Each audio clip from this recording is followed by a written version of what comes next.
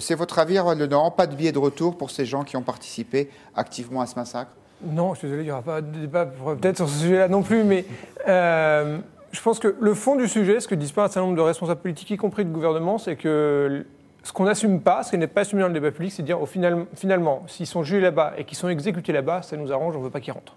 Et je pense qu'une grande partie de l'opinion publique est sur cette idée de se dire là-bas, ils vont être condamnés à mort, nous on ne fait pas ça parce que c'est pas très joli, mais là-bas au moins, on sera tranquille parce que c'est pas nous qui l'aurons fait et en plus ils ne reviendront pas. Sauf que être un état de droit, c'est respecter des normes, y compris quand elles sont difficiles et pénibles à respecter. Et la justice, donner des droits, y compris aux criminels, aux pires criminels, et à des gens dont honnêtement personne ne peut avoir la moindre compassion envers leur sort, combien même il serait difficile là-bas, c'est la justice, c'est respecter ces règles et leur donner un certain nombre de droits pour être défendus. Et je pense que l'état de droit, c'est que ces gens puissent revenir en France, être jugés en France, être condamnés très sévèrement en France.